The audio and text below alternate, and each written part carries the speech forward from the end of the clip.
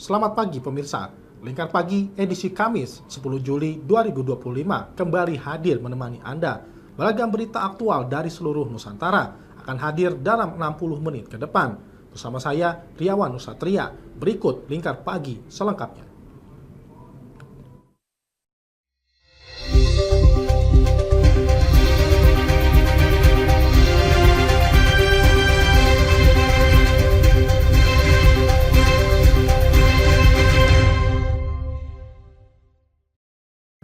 Berjuluk wisata Seribu Lubang, kini jalan di Desa Wegil, Kecamatan Sukolilo, Kabupaten Pati telah mulus setelah dilakukan perbaikan. Peningkatan infrastruktur menjadi komitmen Bupati Sudewo untuk menciptakan kenyamanan dan keselamatan bagi warganya.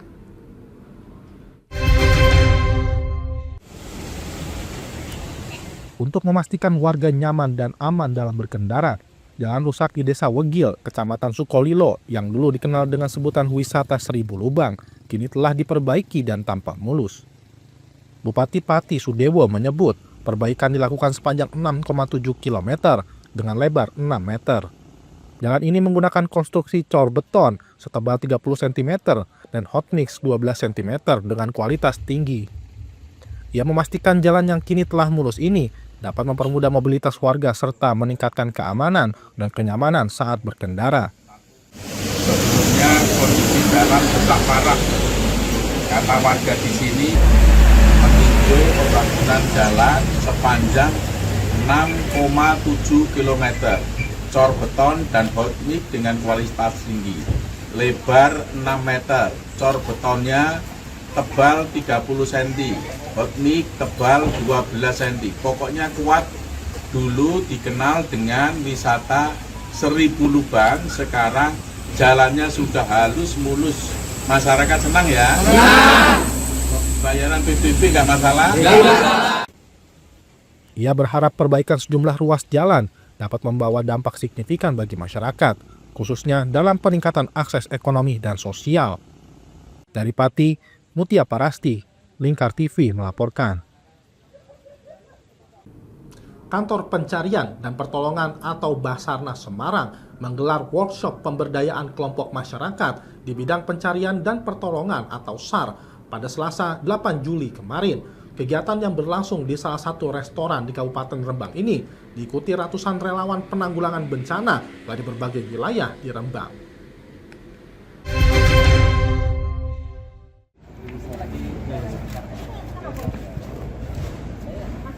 Workshop ini bertujuan untuk meningkatkan kapasitas relawan dalam menghadapi berbagai situasi darurat, khususnya bencana banjir yang kerap terjadi di wilayah pesisir. Kepala Basarnas Semarang Budiono dalam sambutannya menyampaikan bahwa pelatihan ini penting mengingat kondisi geografis Kabupaten Rembang yang berada di kawasan pesisir dan rawan bencana hidrometeorologi seperti gelombang tinggi dan banjir rob. Selain itu, wilayah perbukitan di bagian selatan Rembang juga tergolong rawan longsor, terutama saat curah hujan tinggi. Karena itu, kesiapsiagaan masyarakat menjadi bagian penting dalam sistem penanggulangan bencana.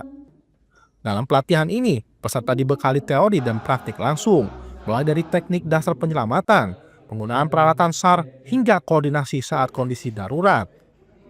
Bupati Rembang Harno turut mengingatkan pentingnya menjaga lingkungan, terutama di musim kemarau basah seperti saat ini. Menurutnya, tumpukan sampah yang menyumbat saluran air menjadi salah satu penyebab utama banjir lokal. Karena Rembang itu banyak laut, gunung, macam-macam, sering terjadi banjir, kadang tanah longsor dan macam-macam, maka ini kita dikumpulkan oleh Basarnas bagaimana caranya untuk menanggulangi hal-hal bencana tersebut, agar apabila terjadi bencana, kita di semua tempat sudah ada relawan yang siap untuk membantu Basarnas lewat BPBD, agar ada sinkronisasi dan kerjasama. Hanya berharap tidak ada bencana, tapi kadang masih ada hujan deras dan kadang terutama sampah yang menyumpal di saluran tersebut, itu yang mengakibatkan banjir, maka kita harus tanggap dan bekerja sama bersama. Pesan untuk warga, Pak?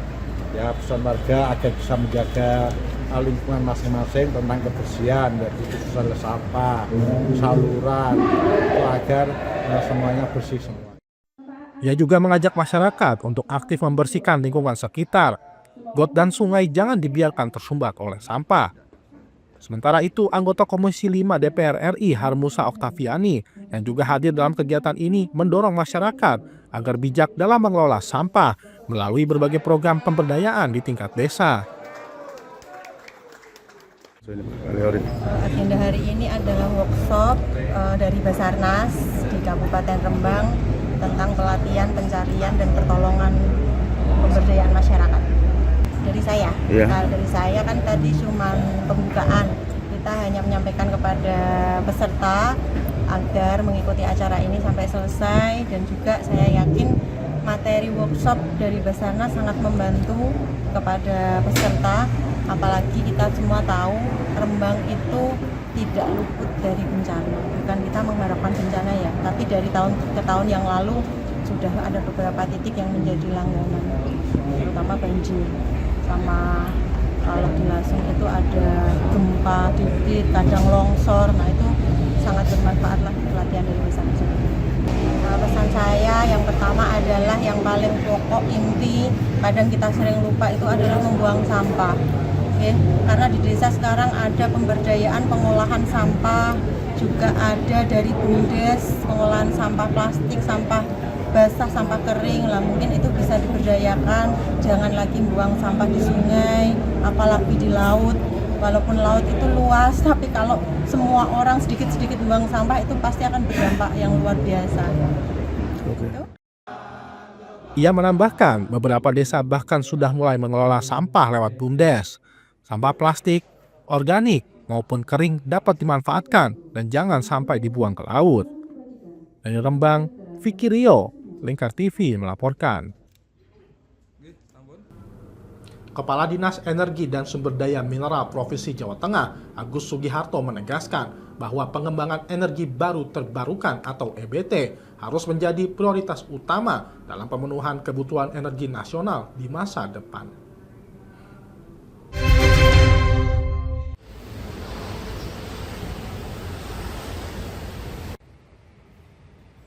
Pemerintah Provinsi Jawa Tengah melalui Dinas SDM menyatakan pengembangan energi baru terbarukan ke depan harus menjadi prioritas dalam memenuhi kebutuhan energi nasional. Namun, menurut Kepala Dinas SDM Jateng, Agus Sugiharto, masih banyak tantangan yang dihadapi dalam pengembangan EBT, terutama di tingkat masyarakat. Salah satunya adalah tingginya biaya teknologi, seperti pembelian solar cell untuk pembangkit listrik tenaga surya yang dinilai cukup membebani sebagian warga.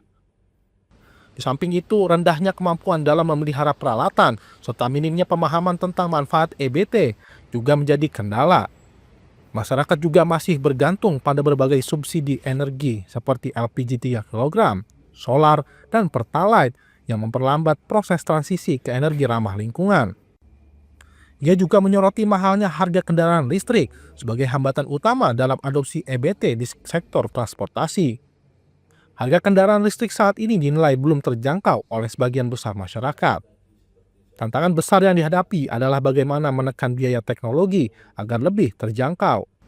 Selain itu, pembangunan infrastruktur penunjang juga harus dipercepat, terutama penyediaan fasilitas pengisian ulang kendaraan listrik yang mudah diakses, ekonomis, dan merata.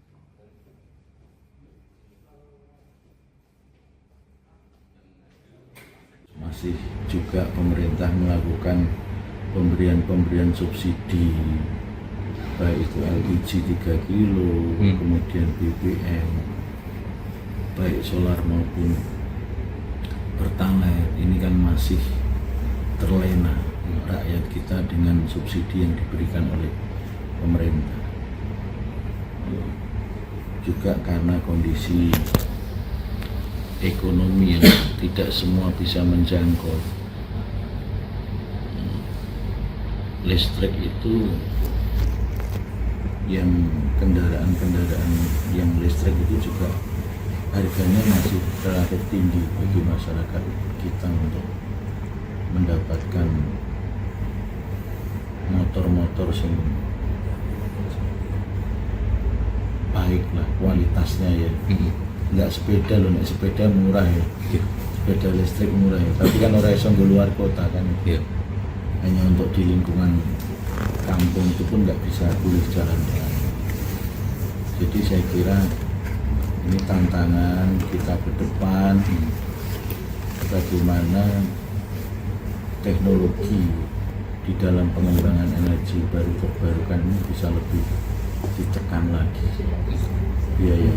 Selain itu infrastruktur pendukung seperti pengisian untuk recharging kendaraan-kendaraan bermotor yang menggunakan energi listrik itu juga harus lebih lagi disiapkan supaya masyarakat lebih gampang akses, harganya juga lebih ekonomis, lebih murah. Meskipun listrik kita ketahui belum semuanya listrik kita kan bersumber dari energi baru terbarukan, masih didominasi oleh dari energi hitam, black energy, batu bara maupun dari hidrokarbon, baik itu gas maupun itu BBM. Jadi yang perlu dikembangkan lagi tentunya adalah bagaimana kita memperbanyak pembangkitan listrik yang bersumber dari energi baru terbarukan seperti yang dikembangkan nanti di Kedungombo, Waduk Gajah Mungkur dengan pengembangan PLTS Apung. Maka dari itu, memperbanyak pembangkit listrik berbasis EBT menjadi salah satu langkah konkret yang harus segera dilakukan. Sebagai langkah nyata, Agus mengungkapkan rencana pengembangan pembangkit listrik tenaga surya terapung di 2 lokasi strategis, yaitu Waduk Kedung Ombo di Sragen dan Waduk Gajah Mungkur di Wonogiri. Proyek ini diharapkan dapat meningkatkan kontribusi EBT dalam baruan dan juga energi daerah. Dari Kota Semarang, Rizky Sahrul, Lingkar TV melaporkan.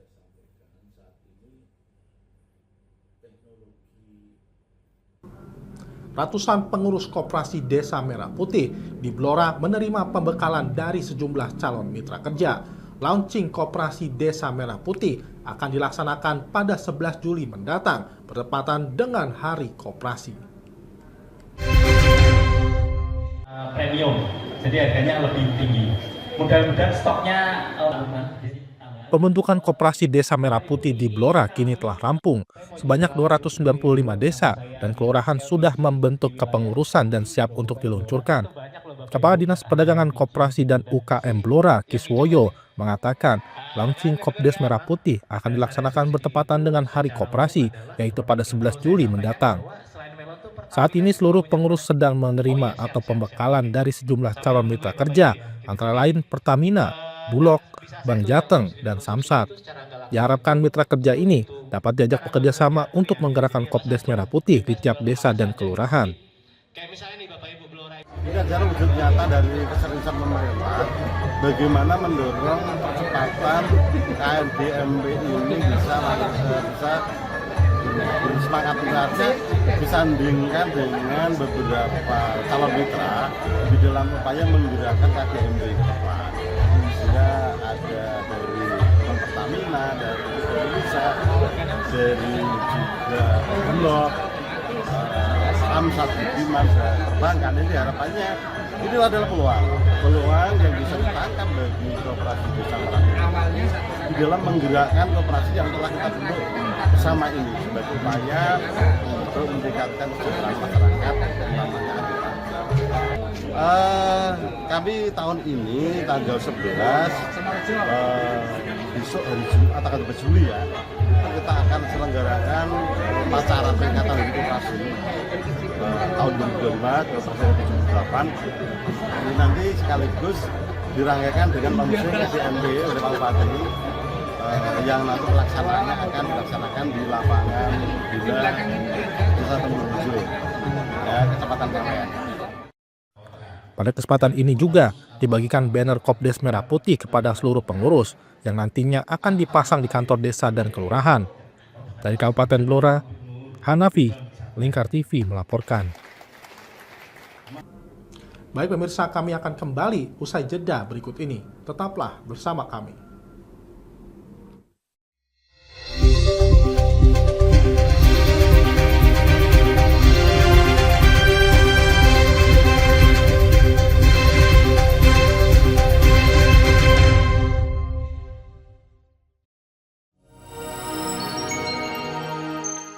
Selain si retinol ini, kalau gitu ngomongin retinol, apa sih dok sebenarnya retinol itu? Bagus nih Jadi programnya. yang saat ini ya kayaknya sudah beberapa tahun yang Wah, lalu. boleh banget nih ditonton setiap hari. Meanwhile,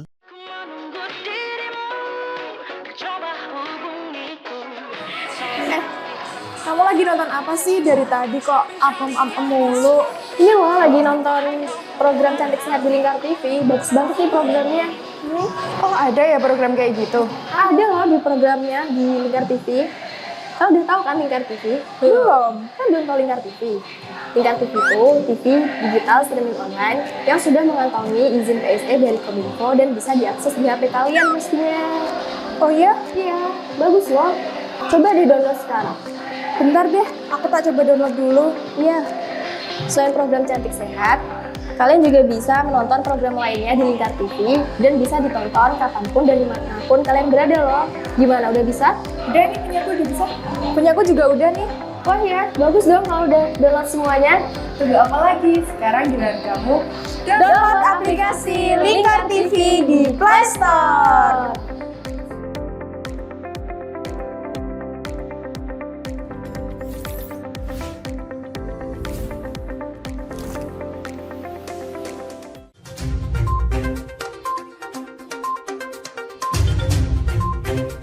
Merangkum semua peristiwa sebagai berita yang penuh fakta.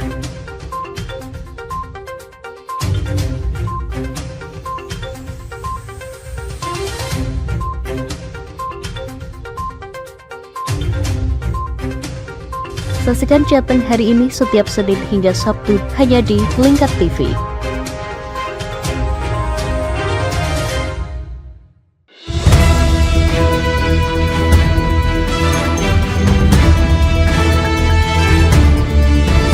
Menemani pagi Anda dengan menyajikan berita nasional dan regional yang dikupas secara akurat dan aktual untuk awali hari.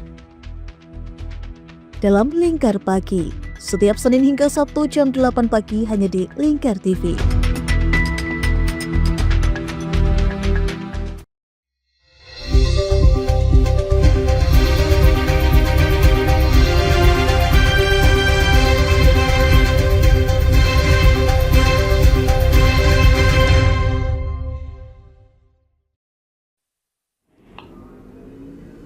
Jika Anda berkunjung ke Kabupaten Semarang, jangan lewatkan untuk singgah di Danau Rawapening. Di sini, berbagai pilihan menu bakaran dijual di sepanjang jembatan biru Rawapening yang terletak di Dusun Semurup, Desa Asinan, Kecamatan Bawen.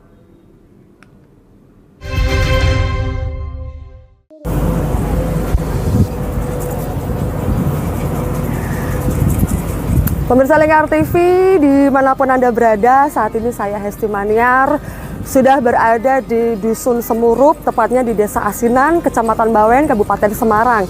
Dan bisa kami informasikan bahwa di belakang saya ini adalah Danau Rawapening yang menyimpan banyak sekali kekayaan alam, termasuknya keindahan juga.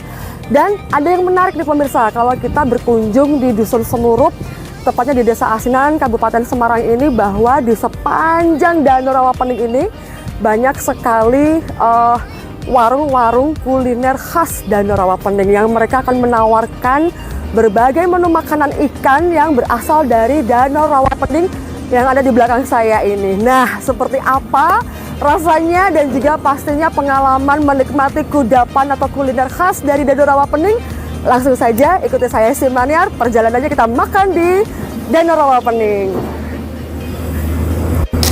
Ketika Anda berkunjung ke Dusun Semurup, Desa Asinan, Kecamatan Bawen, Kabupaten Semarang, Anda akan disuguhi hamparan pemandangan indah Danau Rawapening. Tak hanya itu, sepanjang Dusun Semurup ini, Anda juga akan menemukan deretan warung makan yang menawarkan beragam keanekaragaman hayati dari danau tersebut. Anda cukup memarkir kendaraan di sekitar Jembatan Biru, lalu berjalan kaki menyusuri pinggiran danau dan juga dilintasi rel kereta yang setiap akhir pekan dilewati kereta wisata dari stasiun Ambarawa. Berbagai pilihan menu makanan asli Danau Rawapening seperti lobster rawa, ikan betutu, ikan mujair, hingga ikan gurame yang merupakan ikan endemik danau ini dijajakan di sepanjang warung-warung makan tersebut. Kali ini, reporter Lingkar TV, Hesti Maniar, berkunjung ke salah satu warung makan pemancingan Mbah Sarie yang terletak tepat di sebelah Jembatan Biru, Desa Asinan, Bawen. Di sini Anda akan disuguhi berbagai pilihan menu berbahan dasar ikan dari Danau Rawapening, termasuk lobster rawa yang juga merupakan jenis endemik asli danau ini yang dapat dinikmati dalam beragam masakan. Di warung pemancingan Mbah Sarie, kekayaan hayati Danau Rawapening diolah menjadi berbagai kudapan, mulai dari asam manis, bakar, hingga goreng. Kali ini Hesti berkesempatan mencicipi lobster rawa, ikan betutu, dan ikan mujair bakar yang menjadi kuliner andalan di warung ini. Selain menikmati aneka menu, Anda juga akan disuguhkan pemandangan eksotis Danau Rawapening dengan latar hamparan pegunungan Kabupaten Semarang. Pemandangan cantik ini tentu menambah suasana makan siang Anda menjadi lebih istimewa. Wah, pemirsa, ini tadi yang sudah kita lihat proses pembuatannya lobster rawa khas dari Danau Rawapening yang ada di Kabupaten Semarang. Dan sekarang kita coba icip ya. Mari makan. Lobster.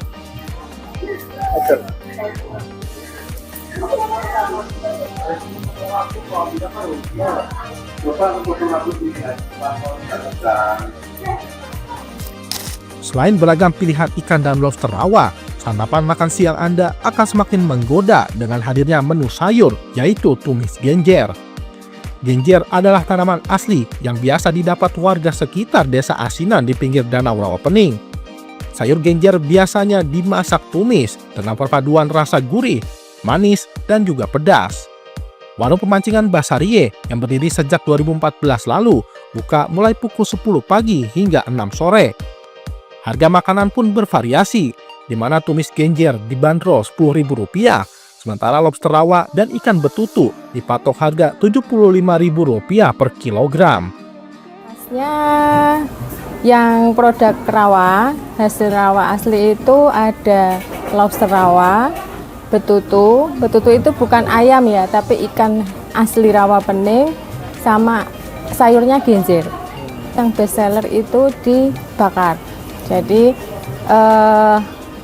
lobster rawanya juga dibakar, ada asam manis juga, betutunya juga dibakar boleh, bumbu rujak juga oke, digoreng juga tidak masalah. Karena kebetulan yang membudidaya kita yang warga sini belum ada, jadi rata-rata tangkap langsung dari rawa, liar jadinya. Ikan liar itu. Kalau saya warungnya mulai dari 2014, tapi kulinernya mulai COVID. Jadi sekitar 2020 kayak gitu. Cuman kadang kesulitannya kalau pas air pasang itu ikannya susah, lobsternya juga susah. Jadi kalau pas air pasang airnya naik itu permintaan banyak tapi bahan bakunya yang kurang. Nah itu kita ambil dari luar. Kadang harganya jauh lebih tinggi. Tapi mau gimana lagi untuk untuk melayani konsumen itu tuh. Ya cuma satu porsi 10.000 karena porsinya kecil. Terus ikan bakarnya 1 kilonya 75. Lobsternya per porsinya 75. Apalagi ya Mas? Gorengannya 10.000. Standar sih. Iya. Untuk ngadrop yang ikan mujair, terus gurami. Lobsternya kan juga dari nelayan sini asli. Menu di warung ini tidak dibudayakan selama berasal dari Danau Rawapening, sehingga Sari bekerja sama dengan para nelayan di danau untuk mendapatkan bahan baku utama, mulai dari sayur genjer, lobster rawa, ikan betutu, ikan nila, ikan gurame, hingga ikan mujair. Pemirsa Lingkar TV, tadi saya sudah menikmati berbagai menu makanan dan sajian yang ada di salah satu tempat yang memang menawarkan banyak sekali makanan aneka ikan, khususnya ikan yang berasal dari Danau Rawapening yang ada di belakang saya. Dan di sini pemirsa juga selain bisa menikmati santapan makanan berbagai jenis ikan dari Danau Rawapening, juga bisa menikmati pemandangan yang sangat luar biasa dari Danau Rawapening yang ada di Kabupaten Semarang. Dan saya Hesti Maniar dari Kabupaten Semarang, kita kembali lagi ke studio.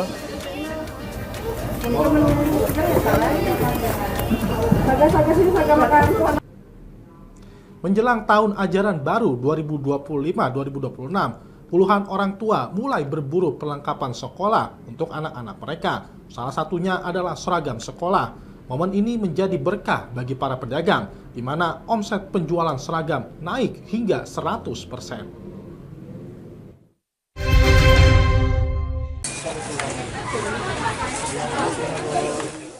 Inilah suasana salah satu toko seragam sekolah di kawasan Kauman, Kota Semarang, Jawa Tengah. Toko ini telah ramai dikunjungi pembeli sejak akhir Juni 2025. Kebanyakan dari mereka adalah para ibu yang sedang mencari seragam merah putih, seragam OSIS, seragam pramuka, hingga perlengkapan pendukung seperti ikat pinggang, dasi, topi, dan kaos kaki. Banyak orang tua memilih membeli seragam jadi karena dinilai lebih praktis dan hemat dibanding membeli kain lalu menjahitnya. Ukuran yang lengkap juga menjadi alasan lain mereka membeli toko ini. Dela, salah satu pembeli, mengaku senang karena seragam putranya yang kebesaran dapat ditukar kembali tanpa perlu ribet membeli ke toko lain lagi. Seragam nanti beli buku baru kayak gitu aja. Tas ini seragam apa? OSIS atau apa? Apa pramuka? Tadi sih udah beli seragamnya, cuman kan agak kekecilan lah, ini tuker terus nambah yang celana. Masuk ini kelas 10. Kelas 10 ya. Oh iya. Gitu. Kalau untuk harganya berapa ini Bu tadi seragam? Ya standar sih lebih murah kalau beli jadi daripada jahitin ya. Hal serupa diungkapkan Putri Wijaya yang sudah berlangganan di toko ini karena perlengkapan produknya yang lengkap. Masuk SMA, anak saya beli kedua seragam sama sepatu. Seragam apa itu Bu? Seragam pramuka sama OSIS. Untuk harga sendiri gimana Bu? Gimana? Harganya berapa tadi? Harganya ya lumayan miring daripada toko-toko di luar sini ya. Lumayan.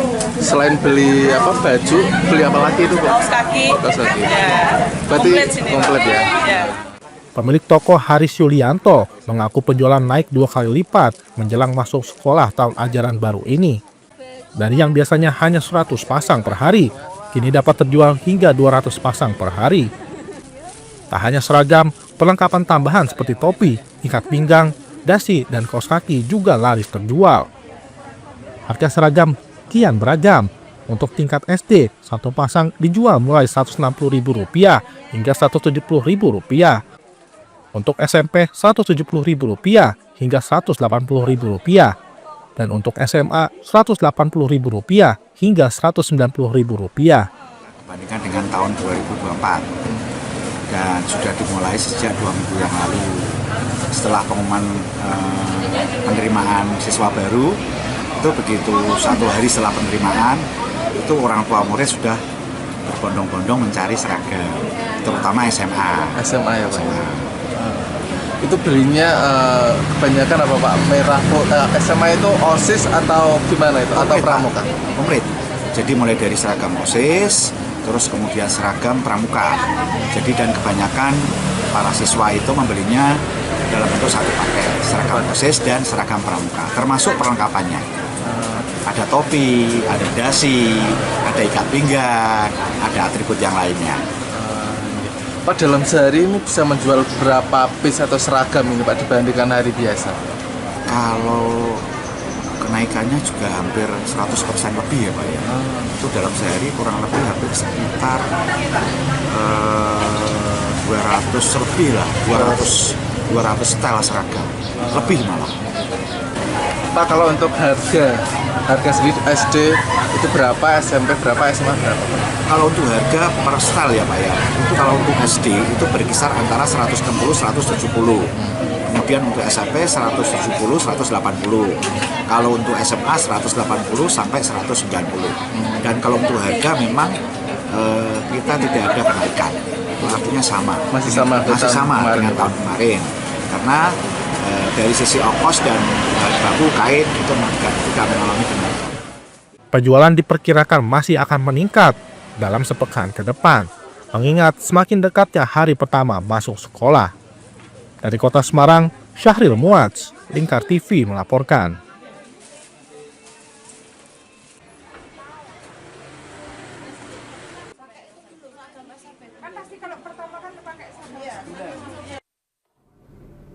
Komisi D DPRD Provinsi Jawa Tengah mendesak pemerintah mempercepat penanganan banjir rob di Kabupaten Demak dengan pembangunan kolam retensi dan normalisasi sungai. Jika percepatan ini tidak segera terlaksana, upaya pompanisasi yang saat ini dijalankan dikhawatirkan akan sia-sia.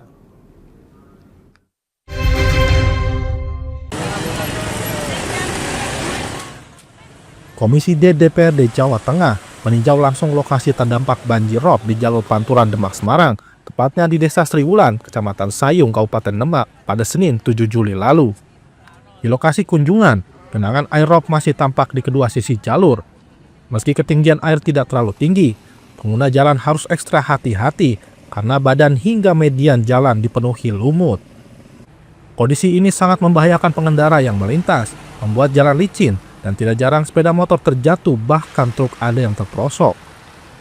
Ketua Komisi D DPRD Jateng, Ida Nur Saadah, menyatakan ia mendesak pemerintah mempercepat pembangunan kolam retensi sebagai solusi jangka panjang untuk penanganan banjir rob. Saat ini pembangunan kolam retensi di Semarang hampir selesai, namun untuk yang berada di Demak diperkirakan masih memerlukan waktu lebih lama. Ia juga mendorong pemerintah melalui Balai Besar Wilayah Sungai atau BBWS agar melakukan normalisasi sungai di daerah tersebut sebagai solusi jangka pendek. Menurutnya, meski pompanisasi telah dilakukan, tampaknya belum signifikan karena kondisi Sungai Dombo Sayung yang mengalami sedimentasi. Segera terentaskan dari banjir rob yang selama ini dialami. Kita minta agar dari Direktorat Sungai dan Pantai melalui BPWS ya, itu melakukan normalisasi sungai, minimal 2 sungai, Sungai Dombo dan Sungai Sayung, agar di dalam Dinas Pusdataru ini melakukan pompanisasi itu bisa lancar, tidak balik lagi airnya, percuma di pompa kemudian menghabiskan BBM yang sedemikian banyak, tapi airnya muter saja di situ, tidak ada pengurangan. Kemarin diinformasikan kolam retensi itu ada 2. Ada yang di Sriwulan, ada yang di daerah Genok ya, Terboyo. Nah, yang Terboyo ini hampir jadi, kalau yang di Sriwulan ini memang belum. Sementara itu, Kepala Dinas Pekerjaan Umum Sumber Daya Air dan Penataan Ruang Provinsi Jawa Tengah, Henggar Budi Anggoro, mengakui bahwa upaya pompanisasi di Sayung Demak belum memberikan hasil signifikan. Sejak 1 bulan terakhir, ia telah menurunkan 14 pompa. Namun genangan air rob baik di permukiman maupun jalan Pantura belum surut. Jadi ini semua sebenarnya belum bisa mengatasi kondisi ini karena kita sudah melakukan pompanisasi ini sudah ada kalau sebulan lebih sudah lebih. Bahkan terakhir kita juga minta lagi, kita dapat tambahan alokasi anggaran juga dari BTT. Yang harapannya nanti alokasi ini bisa juga kita gunakan untuk kelangsungan melakukan pompanisasi. Kita kan masih butuh BBM yang selalu kita keluarkan setiap hari, setiap saat. Ada pompa, ada BBM. Nah, tentunya dengan kondisi ini, ya apa yang kita lakukan ini sebenarnya hanya untuk bagaimana kita mempertahankan wilayah di Sayung ini jangan sampai terendam lebih banyak lagi. Intinya seperti itu. Jadi intinya kita melakukan upaya-upaya yang langsung bisa dirasakan oleh masyarakat secara umum di sini. Tetapi sih secara keseluruhan ini memang belum bisa menyelesaikan permasalahan rob di sini. Kolam retensi dibangun sebagai pendukung Giant Sea Wall. Terdapat 2 kolam retensi besar, yakni kolam retensi Terboyo dengan luas hampir 189 hektar yang mampu menampung 6 juta kubik air, serta kolam retensi Sriwulan seluas 28 hektar yang dapat menampung lebih dari 1 juta kubik air. Keberadaan kolam retensi ini disiapkan untuk menampung luapan air di wilayah Demak dan Kota Semarang. Dari Kabupaten Demak, Burhanuddin Aslam, Lingkar TV melaporkan.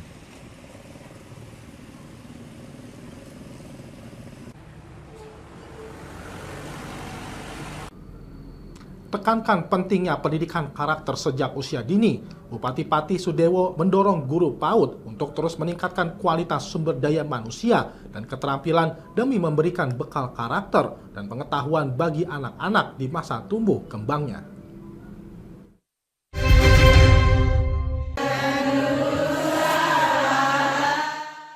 Pembentukan karakter dan peningkatan kualitas sumber daya manusia menjadi perhatian utama Bupati Pati Sudewo.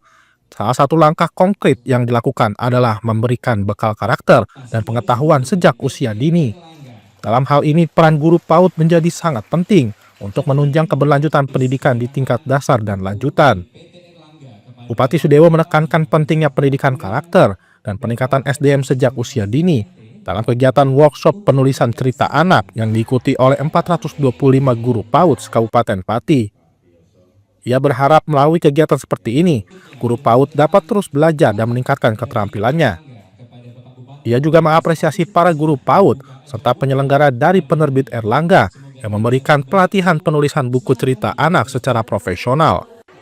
Buku-buku tersebut dinilai dapat menjadi sarana yang menyenangkan dalam membentuk karakter anak. Apresiasi terhadap Ibunda PAUD Kabupaten Pati yang diprakarsai oleh ketuanya Bu Siti bersama Erlangga melaksanakan acara workshop penulisan buku cerita ini. Ini acara yang bagus karena penulisan cerita itu atau cerita terhadap anak-anak itu memang digemari, disenangi oleh anak-anak. Merupakan bagian atau cara untuk membentuk karakter anak menjadi lebih baik. Maka itu perlu ada satu pelatihan secara profesional untuk penulisan buku cerita ini atau penulisan cerita untuk anak-anak. Di tangan cara profesional tentu nanti ceritanya akan bagus dan anak semakin senang mendengarkan cerita, pilihan ceritanya juga yang baik-baik. Sementara itu, Ketua HIM PAUD Pati Siti Sudarwati menyampaikan bahwa kegiatan ini merupakan bagian dari program Litbang HIM PAUD. Jumlah peserta yang semula hanya sekitar 200 guru, kini meningkat menjadi 425 peserta, menunjukkan antusiasme tinggi dari para guru PAUD dalam mengikuti pelatihan ini sebagai bekal untuk mengajar anak didik. Dari guru PAUD ini sendiri bisa menciptakan sendiri apa yang menjadi bahan pembelajaran mereka. 425 dari jumlah 1.650 guru PAUD.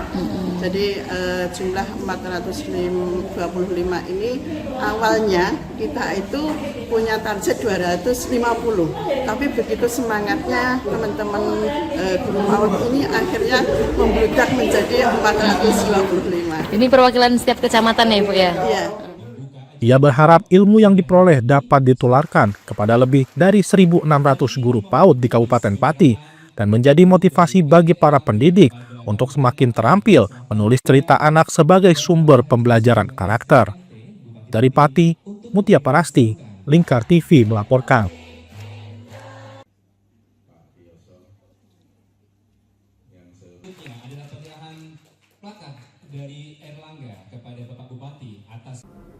Baik pemirsa, kami akan kembali usai jeda berikut ini. Tetaplah bersama kami.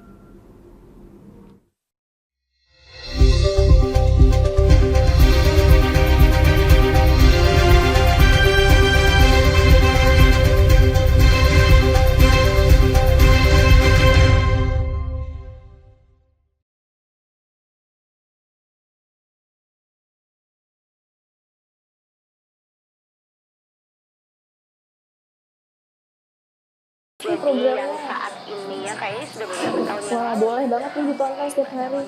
Meanwhile,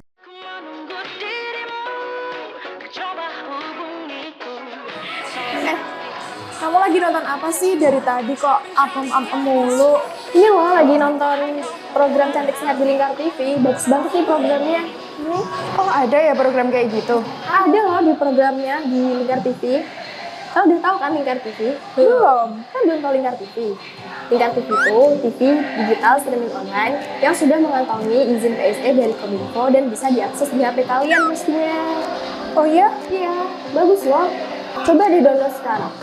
Bentar deh, aku tak coba download dulu. Iya. Selain program Cantik Sehat, kalian juga bisa menonton program lainnya di Lingkar TV dan bisa ditonton kapanpun dan dimanapun kalian berada loh. Gimana, udah bisa? Udah nih, punyaku udah bisa. Punyaku juga udah nih. Wah ya, bagus dong kalau udah download semuanya. Tunggu apa lagi? Sekarang giliran kamu download aplikasi Lingkar TV di Play Store.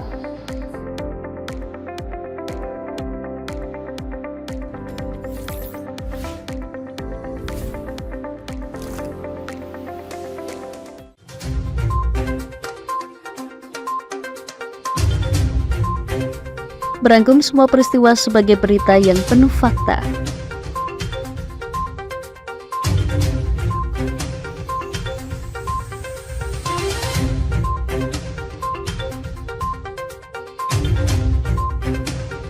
Saksikan Jateng hari ini setiap Senin hingga Sabtu hanya di Lingkar TV.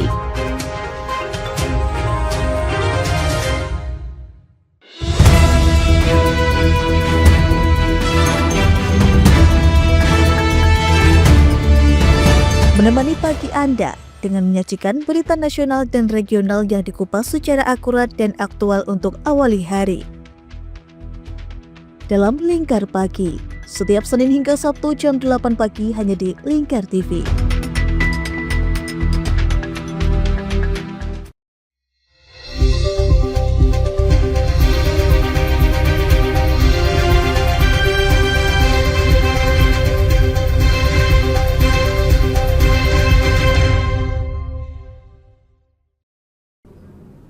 Sebanyak 700 sopir kiai dari Pondok Pesantren Sepulau Jawa mengikuti edukasi keselamatan berkendara atau safety riding yang digelar Korlantas Polri di Ponpes Subbanul Waton, Magelang, Jawa Tengah pada Selasa 8 Juli malam. Sosialisasi ini bertujuan meminimalisir resiko kecelakaan saat sopir bertugas mengantar kiai berdakwah ke berbagai daerah.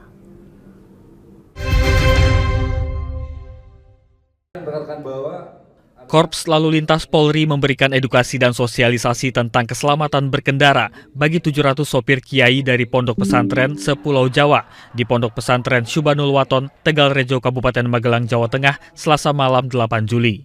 Kompol Ferdi Kastalani selaku Kasubdit Keamanan dan Keselamatan Ditlantas Polda Jateng mengatakan kampanye keselamatan berkendara di kalangan sopir kiai ini terus digencarkan menyusul beberapa kecelakaan yang pernah terjadi, sehingga melalui kegiatan ini tumbuh kesadaran serta pemahaman keselamatan berlalu lintas. Para sopir diberikan pemahaman mulai dari perlengkapan surat-surat kendaraan, pengecekan kendaraan yang meliputi rem, lampu, dan ban, serta kesehatan tubuh sang pengemudi. Para pengemudi juga diminta agar selalu mematuhi rambu-rambu lalu lintas untuk meminimalisir kecelakaan dan juga fatalitas akibat kecelakaan lalu lintas.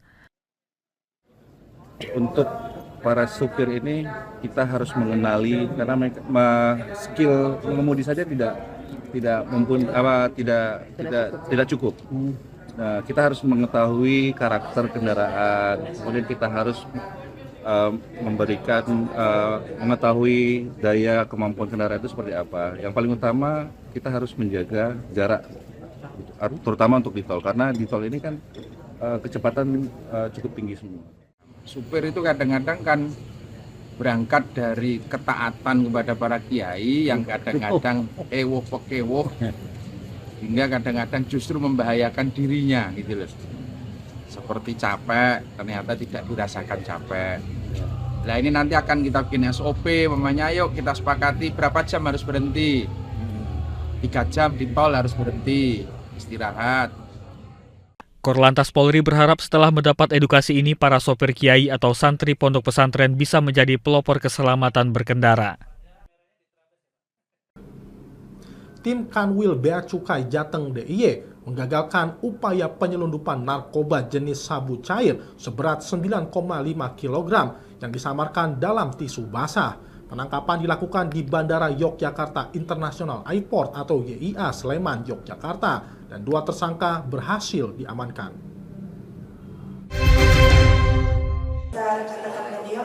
Bea Cukai Jawa Tengah dan Daerah Istimewa Yogyakarta menggagalkan penyelundupan narkotika jenis sabu cair seberat 9.540,8 gram atau lebih dari 9 kg di Bandara Internasional Yogyakarta YIA pada 22 Juni 2025. Menurut penuturan Kepala Kanwil Bea Cukai Jateng DIY, Imik Eko Putro saat jumpa pers pada Selasa 8 Juli, mengatakan penindakan berawal kecurigaan petugas Bea Cukai pada barang bawaan penumpang berinisial AP, warga negara Indonesia yang tiba dari Malaysia. Melalui pemeriksaan anjing pelacak dan sinar X, ditemukan 10 paket tisu basah yang diduga kuat mengandung metamfetamin atau sabu dalam bentuk cair. Ini satu hal yang patut diapresiasi karena satu modus yang unik ini menggunakan tisu, jadi metamfetamin cair diinjek di dalam tisu sehingga menjadi tisu basah sebanyak 10 paket. Sementara itu, Direktur Dires Narkoba Polda DIY, Rudi Yulianto mengatakan, penyelundupan narkotika jenis sabu cair dengan disuntikan pada tisu basah ini menjadi modus penyelundupan terbaru. Para tersangka merupakan sindikat jaringan internasional Malaysia-Indonesia. Hal ini dibuktikan dari tersangka AP yang selama menjadi kurir selalu diawasi dalam perjalanan di pesawat oleh tersangka lain berinisial MN, warga negara Malaysia. Diberikan instruksi, diberikan arahan, sampai kemudian bagaimana nanti ketika tiba di Bandara YIA, ya, itu semuanya ada dalam kendali inisial P di Kuala Lumpur. Nah, untuk itu kita juga sudah berkoordinasi dan berkirim surat ke Divisi Inter Mabes Polri untuk tindak lanjut ke depan. Atas penyelundupan barang haram ini, kedua tersangka dijerat hukuman maksimal, yaitu hukuman mati. Adapun sebagai bentuk transparansi, dilakukan pemusnahan barang bukti di halaman Kanwil Bea Cukai Jateng DIY. Insiden pelemparan batu terhadap KA Sancaka rute Yogyakarta-Surabaya terjadi di wilayah Klaten, Jawa Tengah pada Minggu 6 Juli lalu, menyebabkan 2 penumpang terluka. PT KAI memberikan pendampingan kepada korban dan memperketat pengamanan jalur rel bekerjasama dengan aparat dan masyarakat sekitar. Tapi Sancaka relasi Yogyakarta-Surabaya Gubeng dilempari batu oleh orang tak dikenal saat melintas di antara stasiun Klaten dan Srowot, Jawa Tengah pada 6 Juli lalu. Insiden ini mengakibatkan kaca jendela pada salah satu rangkaian kereta pecah serta melukai 2 penumpang bersaudara asal Sidoarjo, Widya Anggraini dan Farah Akmarinah. Pasca kejadian, 2 korban langsung mendapatkan penanganan medis setibanya di stasiun Solo Balapan dan dirujuk ke Rumah Sakit Triharsi Surakarta untuk mendapatkan perawatan lebih lanjut. PT KAI Daob 8 Surabaya memastikan pihaknya terus mendampingi pengobatan kedua korban dan menjamin perlindungan asuransi perjalanan. Pada Selasa 8 Juli, kedua korban telah difasilitasi pengobatan tambahan di Rumah Sakit Mata Undaan, Surabaya. Kata dokter yang di rumah sakit untuk masalah mata, alhamdulillah itu nggak ada luka. Tapi kondisi saudara saya yang samping itu matanya itu ada kayak serpihan. Ada sedikit luka gores di korneanya, tapi minimal banget kok. Terus tidak kita temukan kaca, bekas kaca nggak ada sudah. Insya Allah untuk luka ini bisa sembuh sempurna karena istilahnya lukanya gores cuma di sebatas lapisan paling atas kornea, kecil banget. Jadi tidak yang serius. Cuman kita perlu evaluasi mungkin 1 minggu lagi, kita cek kondisinya. Atas peristiwa ini PT KAI mengecam tindakan vandalisme, pengawasan di sekitar jalur rel dengan menggandeng aparat penegak hukum serta masyarakat pun lebih ditingkatkan. Festival Genitri Tempo Dulu kembali digelar di Kota Malang, menghadirkan nuansa tempo dulu melalui dekorasi, hiburan, dan pernak-pernik klasik. Acara ini melibatkan 200 pelaku UMKM lokal dan mendapat apresiasi langsung dari Wali Kota Malang, Wahyu Hidayat. Festival berlangsung hingga Sabtu 12 Juli mendatang.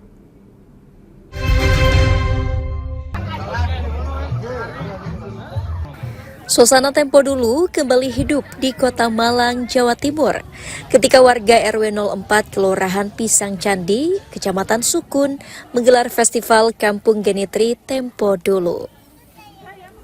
Festival ini menghadirkan suasana khas zaman dulu melalui dekorasi dan pernak-pernik bernuansa klasik. Genitri Tempo Dulu berlangsung mulai Selasa 8 Juli hingga Sabtu 12 Juli mendatang. Di sepanjang Jalan Pisang Candi Barat, lebih dari 200 stand kuliner berjejer, menawarkan jajanan tradisional seperti polo pendem, serapi, hingga gulali. Selain jajanan, pengunjung juga bisa menikmati masakan tradisional khas pedesaan. Namun, tak hanya kuliner, pengunjung juga bisa belajar sejarah kawasan Pisang Candi melalui berbagai spot edukatif yang tersedia. Wali Kota Malang Wahyu Hidayat menyampaikan apresiasinya terhadap inisiatif warga yang membuat festival ini. Menurutnya bukan hanya jumlah UMKM yang menjadi tolak ukur kesuksesan acara, tapi ragam produk yang ditampilkan juga sangat menarik dan berkualitas. Wali Kota Wahyu menilai hal ini sejalan dengan komitmen Pemkot Malang yang giat mengangkat UMKM agar semakin berkelas. Kemudian selanjutnya UMKM di sini, yang tahun lalu pun saya lihat ini UMKM-nya jelas asli di sini, tetapi tidak hanya sekedar untuk melayani orang-orang datang untuk melihat warga sekitar, tapi tadi ada beberapa, misalnya mereka datang dari Sukun, datang dari Lowaru, datang dari Gunung Gandang. Mereka ingin melihat terkait dengan Genitri ini, selain memang makanannya, tapi ada beberapa tampilan-tampilannya.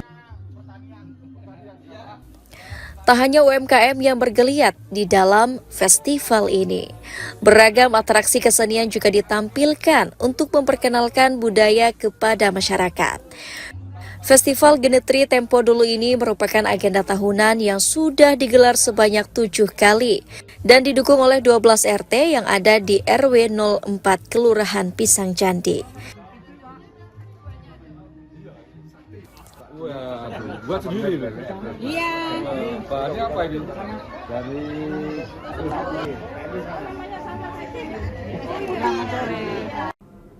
Baik pemirsa, kami akan kembali usai jeda berikut ini. Tetaplah bersama kami.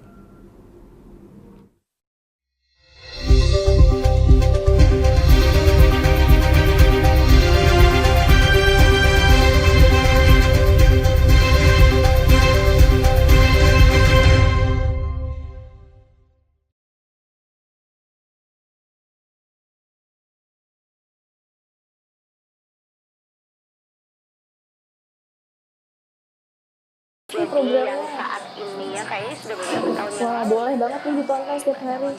Meanwhile,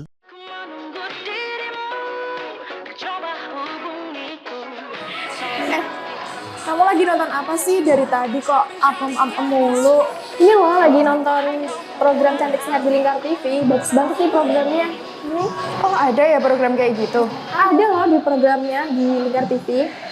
Kau udah tahu kan Lingkar TV? Belum. Kan belum tahu Lingkar TV. Lingkar TV itu TV digital streaming online yang sudah mengantongi izin PSE dari Kominfo dan bisa diakses di HP kalian mestinya. Oh iya? Iya, bagus loh. Coba di-download sekarang. Bentar deh, aku tak coba download dulu. Iya. Selain program Cantik Sehat, kalian juga bisa menonton program lainnya di Lingkar TV dan bisa ditonton kapanpun dan dimanapun kalian berada loh. Gimana, udah bisa? Udah nih, punyaku udah bisa. Punyaku juga udah nih. Oh iya, bagus dong kalau udah download semuanya. Tunggu apa lagi? Sekarang giliran kamu download aplikasi Lingkar TV di Play Store.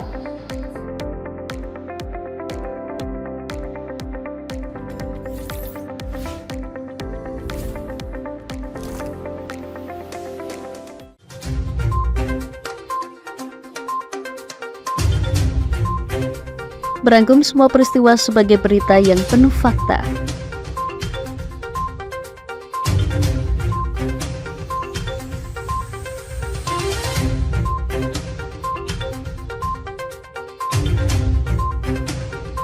Saksikan Jateng hari ini setiap Senin hingga Sabtu hanya di Lingkar TV.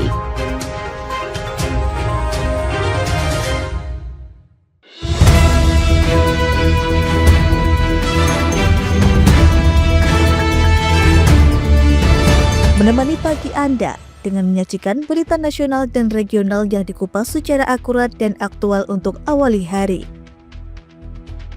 Dalam Lingkar Pagi, setiap Senin hingga Sabtu jam 8 pagi hanya di Lingkar TV.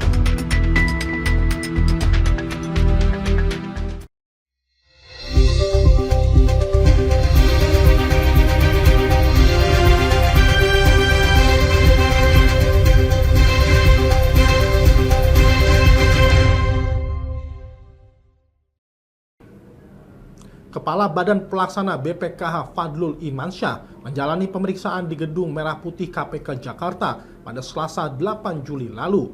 Ia dimintai keterangan terkait penyelidikan dugaan korupsi kuota haji khusus yang kini tengah diusut oleh KPK.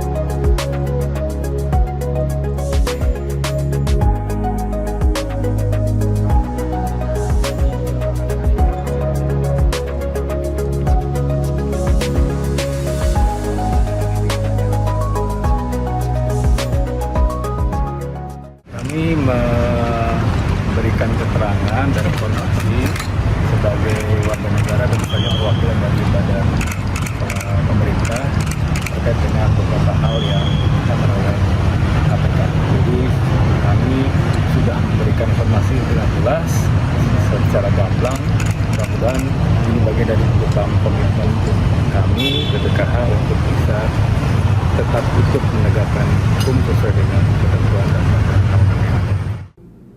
Perum Bulog menyatakan siap menyalurkan bantuan pangan berupa beras 10 kg per bulan kepada 18,3 juta penerima manfaat di seluruh Indonesia. Program bantuan ini akan mulai digulirkan mulai Juli 2025.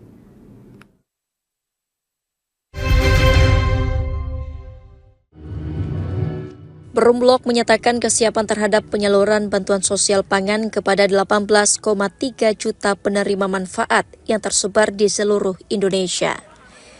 Bantuan pangan berupa beras sebesar 10 kg per bulan tersebut mulai disalurkan pada pertengahan Juli dan bulan Agustus 2025. Masing-masing menerima nantinya akan mendapat total 20 kg beras. Hal tersebut diungkapkan Direktur Bisnis Perum Bulog Feby Novita usai peresmian kawasan bisnis Perum Bulog Kanwil Aceh di Banda Aceh Selasa 8 Juli. Pertama ini ada bantuan pangan yang sudah sudah datang pembahasannya. Mudah-mudahan bulan ini kita akan salurkan kepada hampir 3 juta keluarga penerima manfaat, dan di bulan Juli ini tentunya mudah-mudahan bisa membantu dari masyarakat 18,3 juta penerima manfaat itu untuk mendapatkan beras. Nanti kita udah mulai penugasan udah ada di Bulog. Insya Allah mudah-mudahan minggu depan atau udah bisa kita distribusikan. Jelasnya beras yang disalurkan berasal dari stok cadangan beras pemerintah atau CBP yang dikelola Bulog. Sementara itu, daerah Indonesia Timur dan daerah tertinggal, terdepan, terluar, dan perbatasan menjadi prioritas distribusi. Dengan data penerima bantuan mengacu pada daftar resmi dari Badan Pangan Nasional. Otoritas Jasa Keuangan Aceh mengungkapkan bahwa mayoritas korban pinjaman daring ilegal adalah kalangan ibu rumah tangga. Dari 84 laporan pengaduan yang diterima selama Januari hingga Juni 2025, sebagian besar berasal dari perempuan yang menjadi target utama praktik pinjol ilegal. Otoritas Jasa Keuangan Aceh mengingatkan masyarakat untuk waspada terhadap praktik pinjaman daring atau online ilegal, serta investasi tidak berizin. Aktivitas ini seringkali menawarkan berbagai keringanan dan keuntungan besar, khususnya kepada ibu-ibu. Data Satuan Tugas Pemberantasan Aktivitas Keuangan Ilegal atau Satgas Pasti menunjukkan jumlah aduan yang diterima sejak Januari hingga Juni 2025 di Aceh ditemukan 84 kasus dengan 52 diantaranya merupakan laporan terkait pinjaman ilegal dan 32 lainnya investasi ilegal. Saat sosialisasi waspada aktivitas keuangan ilegal di Banda Aceh Selasa 8 Juli, Kepala Otoritas Jasa Keuangan Aceh, Dadi Peryoga menyebut, aduan yang diterima pihaknya umumnya berasal dari ibu-ibu, dan semua laporan tersebut sudah ditangani Satgas Pasti. Ia pun meminta masyarakat untuk tidak mudah tergiur dan memeriksa terlebih dahulu terhadap tawaran pinjaman online maupun investasi. Ya, berdasarkan data statistik tadi yang dipaparkan, kan tadi sudah difoto ya, itu memang mayoritas yang melaporkan ibu-ibu. Mengapa demikian? Karena dia lebih peduli, ya, dan lebih mungkin mendapatkan penawarannya lebih banyak. Dan ibu-ibu kan lebih emosional ya. Saya juga mengajak semua masyarakat, jika ada yang menawarkan atau mengiming-iming sebenarnya dan sebagainya, jangan dulu ditolak, tapi gali lebih dalam, cari informasi lebih dalam, setelah itu laporkan ke OJK. Dadi menambahkan pelaku kerap memanfaatkan psikologi korban dengan bujukan halus, terutama melalui media sosial. Sebab itu OJK mengapresiasi peran para ibu-ibu yang berani melapor sehingga OJK bisa bergerak cepat untuk menindaklanjuti. Di samping itu, peran perempuan dinilai sangat penting dalam membentengi keluarga dari bahaya investasi maupun pinjaman online ilegal. Kejaksaan Tinggi Papua menyita 1 unit mobil yang diduga berasal dari hasil korupsi dana PNBP di Balai Penjaminan Mutu Pendidikan Papua. Asisten Pidana Khusus Kejati Papua, Nixon Mause, pada Selasa 8 Juli menyebut kerugian negara dalam kasus ini ditaksir mencapai 11 miliar rupiah.